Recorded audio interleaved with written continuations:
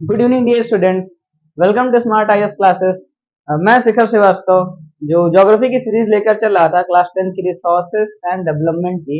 उसमें देखा कि रिसोर्सेज के कितने टाइप्स होते हैं, potential resources, international resources, everything, कई सारी चीजें देख चुके थे। तो आज उसी सीरीज को जो हम आगे लेकर बढ़ रहे हैं और आगे जो पार्ट 4 में हम पढ़ने वाले हैं वो सॉइल के बारे में पढ़ेंगे, सॉइल प्रोफाइल के बारे में पढ़ेंगे, सॉइल इरोजन के बारे में पढ़ेंगे और उसके बाद कैसे इन मेथड्स को सही किया जाता है, उस मेथड्स को अपनाकर सॉइल डिप्लीशन को कैसे सही किया जा सकता है, सॉइल इरोजन को कैसे सही किया जा सकता है, इन सब चीजों के बारे में पढ़ेंगे।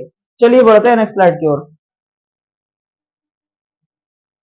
सॉइल एज अ रिसोर्स, जो सबसे महत्वपूर्ण रिसोर्स की पृथ्वी पर रहते हैं और पृथ्वी मेनली बनी किससे है? सॉइल से। सॉइल होती क्या है, पहले तो ये देखते हैं सॉइल है क्या। रिसोर्स तो हमारे लिए बहुत इंपॉर्टेंट है, बचपन से ही जानते हैं कि मिट्टी में, कहते हैं मिट्टी में पले बड़े, मिट्टी के आए हैं, मिट्टी में ही मिल जाएंगे। तो सॉइल क्या है? सबसे बेसिक रिसोर्स है। देखते हैं सॉइल होती क्या है। The upper most layer of the earth crust which is loose, broken and useful for plants is called soil. अब ये अर्थ क्रस्ट क्या होती? तो हमें पता है पृथ्वी हमारी तीन पार्ट में जो है, बेसिकली तीन पार्ट में है, crust, mental and core. Clear? अब बाकी वो upper mantle, lower mental, inner core, outer core, वो सब चीजें तो बहुत आंतरिक संरचनाएं हैं पृथ्वी की, वो तो बाद में देखे जाएंगी कभी किसी चैप्टर में।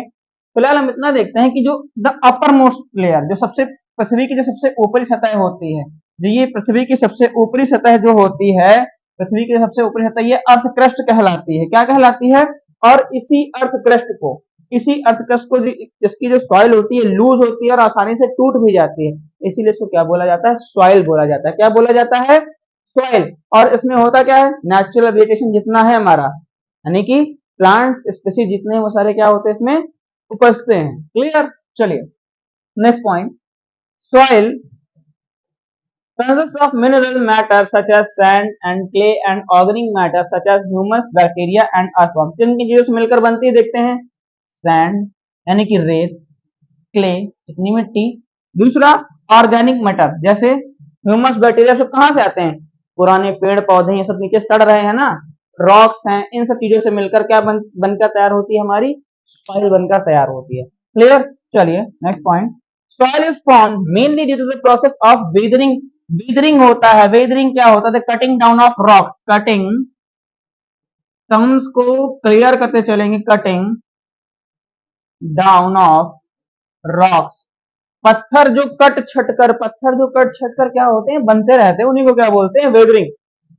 As a result of weathering, a layer of loose rock materials is formed on the land surface. If this